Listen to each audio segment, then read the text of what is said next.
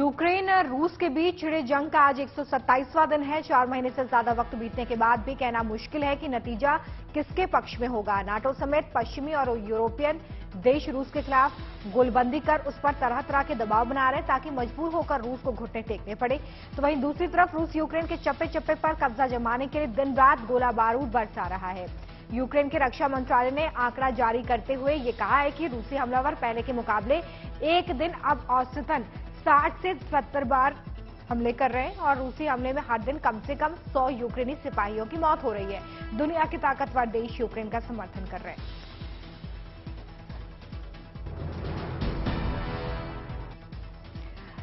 NATO के platform को coordinator और डिफेंस एक्सपर्ट ये कहते हुए नजर आए कि हवाई हमले के दौरान रूस खास तरह के रूसी क्रूज मिसाइलों का इस्तेमाल कर रहा है जो कम ऊंचाई पर उड़ते हैं। कम ऊंचाई पर उड़ने के कारण इन मिसाइलों को पकड़ा जाना काफी मुश्किल होता है और यूक्रेन डिफेंस सिस्टम के लिए ये काफी मुश्किल है।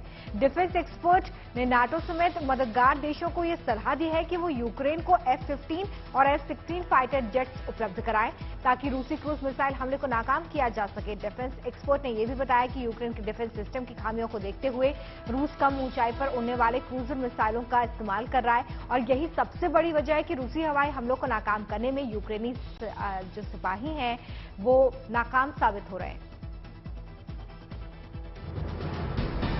बीते गुरुवार को रूसी लड़ाकों ने कई इलाकों में क्रीवी जिले पर भीषण गोलीबारी की है।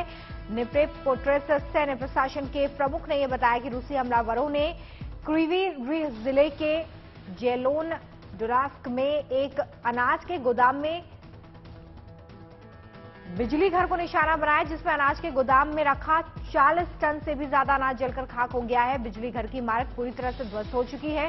सैन्य प्रशासन के प्रमुख ने यह बताया कि रूसी हमलावरों ने वेलेका गांव पर भी जमकर गोले दागे और यहां की बस्तियों को आग के हवाले कर दिया है।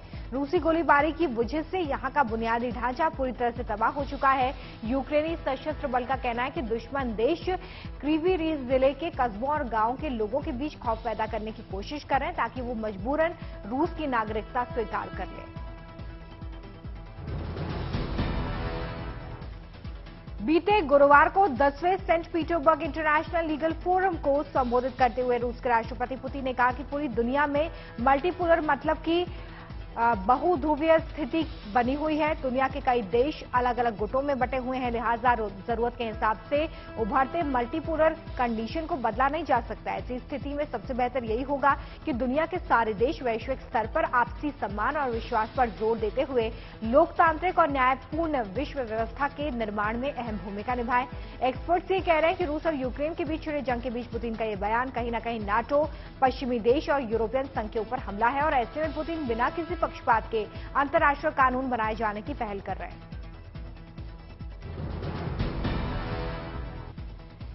यूक्रेन के सैन्य मदद पहुंचाने के लिए चेक गणराज्य खास तरह के कस्टमाइज्ड ड्रोन तैयार कर रहा है। चेक गणराज्य में यूक्रेन के लिए ड्रोन तैयार करने वाली कंपनी के ओनर ने यह बताया कि रूसी सिपाहियों के सैन्य ठिकानों की रेकी करने के साथ ही इस ड्रोन में कई तरह के लेटेस्ट गैजेट्स का इस्तेमाल इस ड्रोन को तैयार करने के लिए किया जा रहा है। इस ड्रोन के जरिए जंग के मैदान में कहीं से भी बैठकर मॉनिटर इसे किया जा सकता है। साथ ही जंग के दौरान ही दूतावास और सशस्त्र बलों के बीच संपर्क बनाए रखने में यह ड्रोन मददगार होगा। वीडियो कैमरा से लैस इस ड्रोन को एक शख्स भी ऑपरेट कर सकेगा। ड्रोन तैयार करने वाली कंपनी के ओनर ने यह भी बताया कि इस ड्रोन को ऑपरेट करने के लिए यूक्रेन सिपाहियों को ट्रेन किया जा चुका है और जल्द ही चेक गणराज्य की तरफ से यूक्रेन को ये ड्रोन भेजे जाएंगे। यूक्रेन का यह दावा है कि उसके जवानों ने स्नेक आइलैंड से रूसी सिपाहियों को खदेड़ने में कामयाबी हासिल की है। तो वहीं दूसरी तरफ रूस रक्षा मंत्रालय का कहना है कि वैश्विक खाद्य संकट को देखते हुए रूस ने एक्सपोर्ट इंपोर्ट कॉरिडोर को खोलने का फैसला लिया है और इसी फैसले के तहत उसने अपनी सेना को वापस मॉस्को बुला लिया है। यूक्रेन रक्षा मंत्रालय यह भी कह रहा है कि बीते गुरुवार को एक विशेष सैन्य अभियान के तहत उसके जवानों ने ताबड़तोड़ स्नेक आइलैंड पर मिसाइलें बरसाई हैं। यूक्रेनी सिपाहियों के हमलावर तेवर से डरकर रूसी सिपाही बोट से कामयाब हो गए। स्नेक आइलैंड को लेकर दोनों देशों के बयान चाहे जो कुछ भी हो, लेकिन एक्सपर्ट्स ये कह रहे हैं कि स्नेक आइलैंड पर रूस ने कब्जा खोकर यूक्रेन को ताकतवर बनने का मौका दे दिया है। स्नेक आइलैंड पर यूक्रेनी फौज का कब्जा होने से अब रूस ब्लैक सी में किसी तरह के सैन्य अभियान को पूरा नहीं कर सकेगा।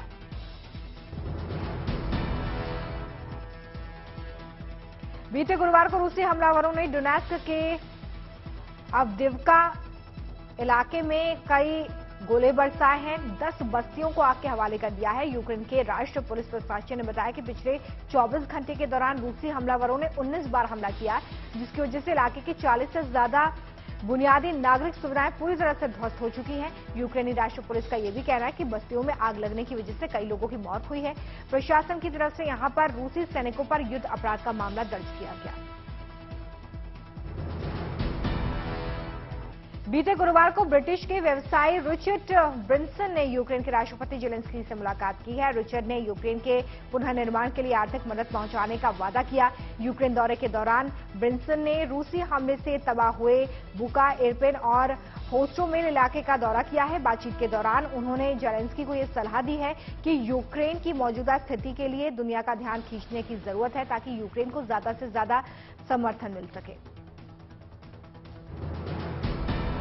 यूक्रेन रक्षा मंत्रालय ने दावा किया है कि उसके वायुसेना के जवानों ने दुश्मन देश के 2 बम वर्षक विमान समेत उनके 2 सैन्य ठिकानों को तबाह कर दिया है। यूक्रेन रक्षा बल ने यह भी बताया कि रूस समर्थित लुहांस्क इलाके में रूसी फौज के कई सैन्य ठिकाने हैं, जिन्हें तबाह करने के लिए यूक्रेनी सेना रूसी कब्जे वाले इलाके में जोरदार हवाई हमले कर रही है।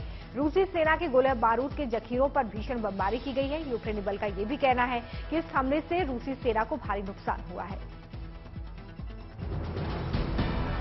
यूक्रेन में रूसी हमलों की जांच कर रही एजेंसी ने खुलासा किया है कि मारियोपोल के थिएटर को एक सोची समझी रणनीति के तहत रूसी सिपाहियों ने तबाह किया है।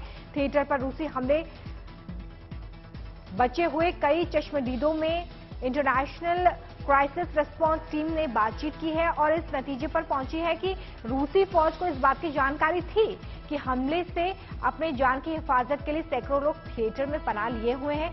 इसके बाद भी रूसी हमलावरों ने थिएटर को निशाना बनाया ताकि लोगों को छिपने की जगह नसीब न हो। एमनेस्टी इंटरनेशनल के महासचिव ने बताया कि हवाई हमले के दौरान रूस सिपाहियों ने थिएटर के ऊपर आधा किलो के 2 बम गिराए थे, जिसकी वजह से थिएटर की इमारत पूरी तरह से बर्बाद हो गई। दर्जन लोग मर गए हैं। थिएटर पर रूसी हमले को एजेंसी ने युद्ध अपराध का मामला बताया। यूक्रेन और इंडोनेशिया ने आपसी सहमति जताते हुए दोनों देशों के बीच वीजा फ्री यात्रा करने के सौदे पर हस्ताक्षर कर दिया है। यूक्रेन के विदेशी मामलों के मंत्री दिमित्रो और उनके इंडोनेशिया समकक्ष रेटिनो एलपी ने शॉर्ट स्टे वीजा की जरूरतों को देखते हुए एक समझौता किया है, जिसके बाद यूक्रेनियन को प्रत्येक यात्रा के दौरान 30 दिनों तक इंडोनेशिया की वीजा मुक्त यात्रा की इजाजत देगा। तो वहीं दूसरी तरफ इंडोनेशिया नागरिकों को यूक्रेन में 60 दिनों की अवधि के दौरान 30 दिनों की इजाजत होगी। यूक्रेन वायुसेना ने यह दावा किया है कि उसके 95वीं एयर असॉल्ट ब्रिगेड ने रूस के 9 ड्रोन्स को मार गिराया है। यूक्रेन वायुसेना यह भी कह रहा है कि डोनबास इलाके में रूसी वायुसेना ड्रोन की मदद से बम बरसाने की कोशिश में थे, ताकि यहां पर लड़ाकों को नुकसान पहुंचाया जा सके, और इसलिए लगातार यहां पर मिसाइलें दागी जा रही थी। यूक्रेन के पूर्वी इलाके में पिछले 1 हफ्ते से दोनों देशों के बीच में घमासान जारी है। हालांकि इस इलाके को रूसी फौज ने पूरी तरह से तबाह कर दिया है, लेकिन अब तक पूरी तरह से इलाके पर कब्जा जमाने में नाकाम रहे हैं। मैड्रिड में उत्तरी अटलांटिक संधि संगठन नाटो के शिखर सम्मेलन के अंतिम दिन बीते गुरुवार को अमेरिका के राष्ट्रपति जो बाइडेन ने कहा कि उनका प्रशासन जल्द ही रूस के आक्रमण से लड़ने के लिए यूक्रेन को और 80 करोड़ अमेरिकी डॉलर की सुरक्षा सहायता मुहैया कराएगा। बाइडेन ने कहा कि इस आर्थिक पैकेज के तहत अमेरिका की तरफ से यूक्रेन को latest air defence system, counter battery radar और high mobility artillery rocket system समेत गोला बारूद का भारी भरकम जखीरा पहले ही भेजा जा चुका है। शिखर सम्मेलन को संबोधित करते हुए बाइडेन हर कीमत पर यूक्रेन को सहयोग पहुंचाने की बात करते हुए नजर आए। साथ ही नाटो सदस्य देशों के प्रतिनिधियों को यूक्रेन की इस कठिन दौर में मदद पहुंचाने की अपील की। यूक्रेन के सबसे खूबसूरत कहे जाने वाले शहरों पर रूस ने चुन चुनकर हमला किया है। रूस की मची तबाही ने यूक्रेन के गगनचुंबी इमारतों को धराशायी कर दिया है। खार्किव, डोनबास, मारियोपोल, शायद ही यूक्रेन का कोई ऐसा शहर बचा हो जहां अब तक रूसी फौज ने कहर न ढाया हो। अब तक रूसी फौज ने पलटावा को अपना निशाना बनाया। यहीं रूसी सैनिकों ने जमकर मिसाइलें दागी है और शहर की इमारतों को मलबे में तब्दील कर दिया है। यूक्रेन के खिलाफ रूस हमले से बेघर हुए लोगों की मदद के लिए ब्रिटेन में भारतीय मूल के बिजनेसमैन लॉर्ड राज लुम्बा का नाम सामने आ रहा है। लुम्बा ऐलान करते हुए नजर आए कि ये लुम्बा फाउंडेशन के जरिए ब्रिटेन में शरणार्थी बनकर रह रहे लोगों को 100 वाउचर बांटेंगे। इस वाउचर की मदद से शरणार्थी यूक्रेनियों को किफायती दामों पर कपड़ा, खाना, दवाई और जरूरत की चीजें उपलब्ध होंगी। लुम्बा ने कहा कि वो बेघर यूक्रेनियों की मदद के लिए 60,000 पाउंड मतलब लगभग 97 लाख रुपए की धनराशि जमा करेंगे।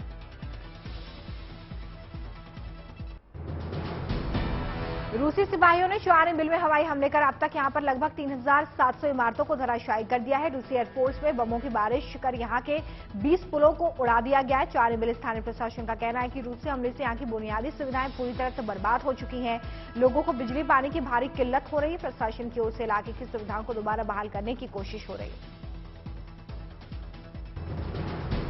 यूक्रेनी रक्षा मंत्रालय को खुफिया विभाग का कहना है कि यूक्रेनी फौज ने ब्लैक सी के रास्ते रूसी नौसेना को यूक्रेन के बंदरगाहों पर जाने से रोक दिया है। खुफिया विभाग ये भी कह रहा है कि ब्लैक सी में यूक्रेन की सैन्य कार्रवाई से रूसी नौसेना पूरी तरह से चौकन्नी हो गई है और रूस बंदरगाह से होने वाली यूक्रेन की कमाई को बंद करने के लिए हर पैंतरा आजमा रहा है। रूस समर्थित लुहांस्क पब्लिक बल ने यह दावा किया है कि उसके सिपाहियों ने 4,000 की आबादी वाले तोशकोवका शहर से यूक्रेनी फौज को खदेड़ दिया है। अब इस शहर पर पूरी तरह से रूस का कब्जा है। एलपीआर ने यह भी कहा है कि यूक्रेनी लड़ाकों ने शहर की इमारतों पर जमकर गोले बरसाए हैं। बुनियादी नागरिक ढांचे पूरी तरह से ध्वस्त हो चुके हैं। एलपीआर का कहना है कि उसके सिपाहियों ने इस रूस समर्थित इलाके को यूक्रेनी फौज से आजाद कराने का काम किया।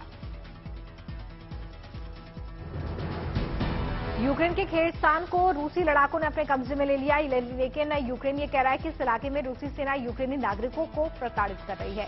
जबरदस्ती उन पर रूसी सेना के सहयोग का दबाव बना रही है। यूक्रेन का यह भी दावा है कि रूसी सेना खारसेन की पुरुष आबादी को अपने अधीन कर रूस का समर्थन करने के लिए मजबूर कर गुटबाजी करने का काम कर रही है।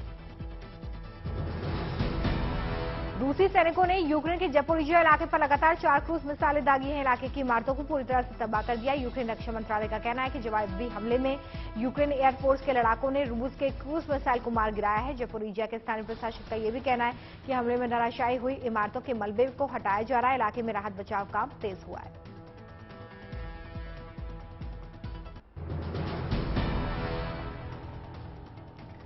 ब्रिटिश इंटेलिजेंस का कहना है कि रूसी वायुसेना शक्ति यूक्रेन के कई इलाकों पर हमला करने में असफल साबित हो रही है। बीते दिनों यूक्रेनी फौज ने रूस के कई हवाई हमले को नाकाम किया है। रूसी वायुसेना के सैन्य अभ्यास की कमजोरियों को उजागर करते हुए ब्रिटिश इंटेलिजेंस ने यह भी कहा है कि यूक्रेन के पास अत्याधुनिक वायुसेना हथियार हैं जो उसे मदद के तौर पर नाटो और पश्चिमी देशों से मिले हैं। इन सैन्य हथियारों के सामने रूसी एयरफोर्स का बहुत देर टिक पाना मुश्किल है। रूसी लड़ाकों ने निप्रा पेट्रोस इलाके के कीवी रेह जिले में भी भीषण बमबारी की है। रूसी सिपाहियों ने इन इलाकों के गांवों को अपना निशाना बनाया है। स्थानीय सैन्य प्रशासन के प्रमुख ने यह बताया है कि रेह जिले के 20 से ज्यादा घरों को रूसी सिपाहियों ने आके हवाले कर दिया है। रूसी हमले की वजह से इन इलाकों को पहले से ही लोगों ने खाली कर दिया था, लिहाजा किसी के हताहत होने की कोई खबर नहीं है। स्थानीय सैन्य प्रशासन ने यह भी बताया कि रूसी हमले के चलते इलाके का बुनियादी ढांचा तबाह हो चुका है, नागरिक सुविधाएं ठप हैं। लुहांस्क के साथ साथ लिसिचास्क के बाहरी इलाकों में भी बमबारी इस वक्त रूसी सेना की तरफ से की जा रही है। लुहांस्क क्षेत्रीय सैन्य प्रशासन के प्रमुख ने बताया है कि बीते गुरुवार को कई इलाकों में रूसी बमवर्षक विमानों ने जमकर गोले बरसाए हैं, जिसकी वजह से यहां पर रिहायशी और सरकारी इमारतों को नुकसान पहुंचा है। हिडाई ने यह भी बताया है कि बिलाहोरा के बाहर मिना डोलिना और कई इलाकों को जोड़ने वाले पुल को भी रूसी हमलावरों ने तबाह कर दिया है। रूस डिफेंस इंटेलिजेंस का दावा है कि यूक्रेन के पश्चिमी, सेंट्रल और दक्षिण के 10 शहरों पर उसके लड़ाकों ने पूरी तरह से कब्जा कर लिया है, तो वहीं पूरे यूक्रेन के 27 से ज्यादा इलाकों में रूसी सेना की पकड़ मजबूत हुई है। रूसी इंटेलिजेंस का कहना है कि यूक्रेन में रूसी सैन्य अभियान को तेज करने के लिए यूक्रेन के दक्षिणी इलाके में रूस 5 सैन्य ठिकाने तैयार कर रहा है। इंटेलिजेंस का कहना है कि रूसी बॉर्डर से सटे यूक्रेन के पूर्वी और दक्षिणी इलाके पर पुतिन के लड़ाकों की पकड़ से जंग का दूसरा दौर शुरू हो गया है। यूक्रेन रक्षा मंत्रालय का कहना है कि बीते गुरुवार को यूक्रेनी जवानों ने ओडेसा में रूसी हवाई हमले को नाकाम कर दिया है। ओडेसा क्षेत्र सैन्य प्रशासन के प्रवक्ता सेरहई ने यह बताया कि दुश्मन देश की फौज ने ओडेसा पर गुरुवार की सुबह यहां के रिहायशी इलाकों पर क्रूजर मिसाइल से हमला किया है, जिसे यूक्रेन आर्मी ने एंटी मिसाइल से हमला कर हवा में ही मार दिया है। ओडिशा सिटी काउंसिल का कहना है कि रूसी सेना ने ब्लैक सी में 5 मिसाइल वाहक युद्धपोतों को तैनात किया है, जहां से वे यूक्रेन के तटीय इलाकों पर हमला कर रहे हैं।